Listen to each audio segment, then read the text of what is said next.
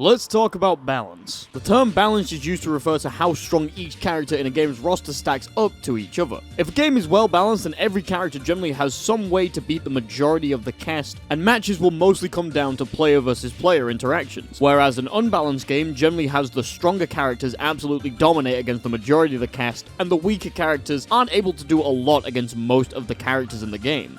Balance is generally a hot topic issue in the FGC, as our ape brains are not able to accept the fact that sometimes we just suck and we need excuses for the reasons of why we lost, so we blame the strength of our opponent's characters or the weakness of our own character. If you've ever tried to actually talk to anyone about balance, then you probably know that having an actual decent conversation with someone about which characters in any given game are good and which are bad is nigh impossible. People tend to skew who they think is and isn't balanced based on their own perspective. If they fight someone who is really good at a character, they probably think that that character is high tier or has a good matchup against their character, when in reality that character might not be very good, or the matchup is actually just in your favor. You can only really ever find out which characters are and aren't balanced by taking a wide range of data, doing things like getting the opinions and results of a bunch of different good players in any game, and then using that information to form an understanding of the game's meta and its balance. Keyword there is being good. Having John Fortnite Lover 62 on Twitter chiming in about balance or being fucking bronze rank isn't gonna help anyone. Balance is a weird topic, so I want to talk about it in the ways that games are balanced by their developers and their communities, and if balance is even something we should ever care about. Balancing a game is no easy task. Back in ye olden days, when a fighting game was released, there was no way to update it without re-releasing the entire game all over again, which cost a lot of money and time in order to replace all of the arcade boards and sometimes entirely new machines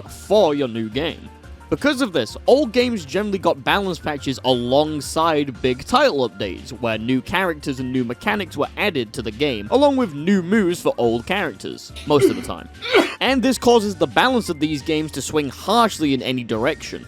Because title updates are such big commitments to the game, taking so much time, energy, and money for the development team, generally the version of the game that shipped first was the only version of the game you got. There's a chance that if there was a game-breaking glitch that was found early on, then later cabinets would have a similar patched version of the game, but the chances of this happening were pretty slim because that's still a lot of money to fix a bug. Because these versions of the game were all that you had, balance wasn't something that you could really discuss in the arcade and early locals. This is where the mentalities like pick a top tier and adapt originally formed. Do you want to win? Bro, just pick a top tier. You having trouble against someone's character? Well, there's no developers coming to save you, so you better learn to adapt. These Wild West mentalities are sometimes spouted online nowadays at newer FGC players whenever they complain about the balance in any game because we don't know how good we've got it. See, once we entered the PlayStation 3/Xbox 360 era, we entered a beautiful new era of online gaming, and the world has truly never recovered, and I don't think it ever will. What this meant is that not only was it possible to add onto games with content that you could download from the internet, aka downloadable content or DLC, but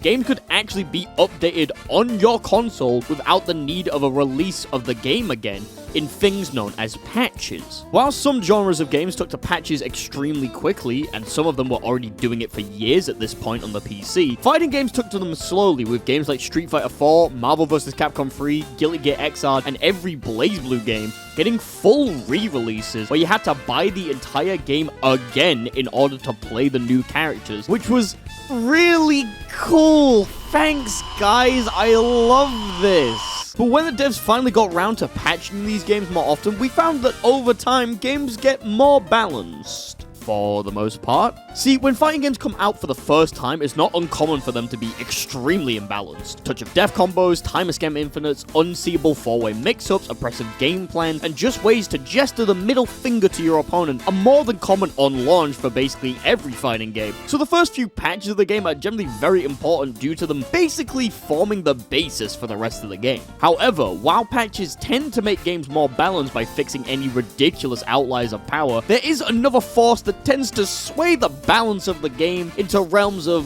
absurdist strength.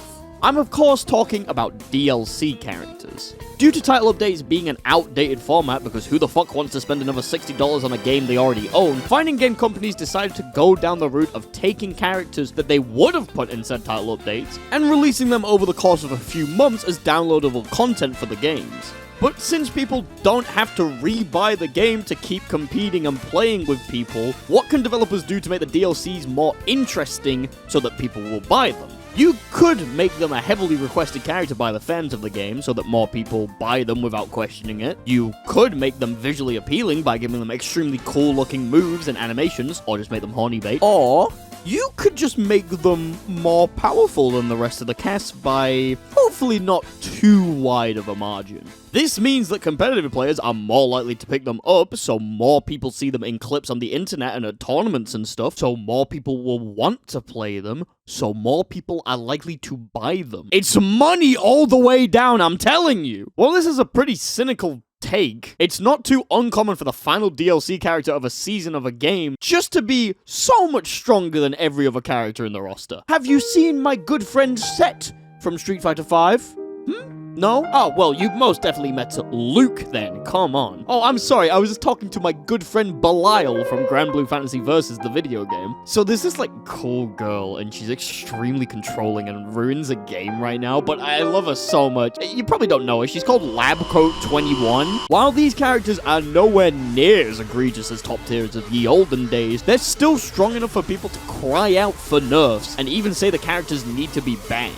Also, if you want my take on 21 should be banned or not. What? No, of course not. She's cool as fuck. Why would you want to ban her? She has a lab coat. She's obviously smarter than you are. Just get good, dude. DLC doesn't always cause games to become extremely imbalanced, but the more DLC you add to the game, the more they need to do in order to impress people. This is generally referred to as power creep, as new characters in games have more tools than the older characters, without the older characters getting anything to keep up with the DLC. This happens in a lot of games. MOBAs especially have this problem, but it also applies to fighting games a lot. Remember when Trunks was top tier? That wasn't too long ago, actually. But there's one big question that we need to answer. One huge question that I haven't even talked about that I need to address.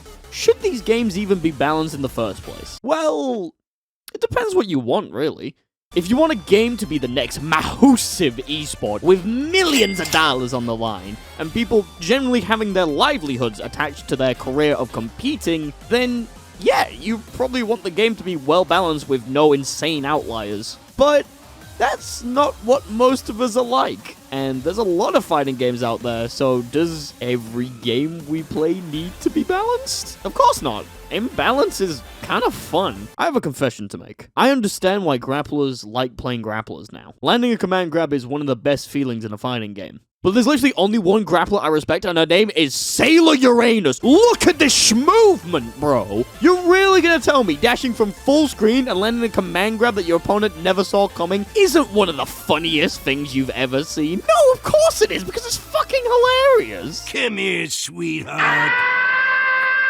Balance is something that's nebulous in the world of fighting games. A game doesn't need to be balanced to be fun, and it technically doesn't need to be balanced to be competitive. But as long as there's a community around a game, people are going to complain about balance. So, in conclusion, adapt.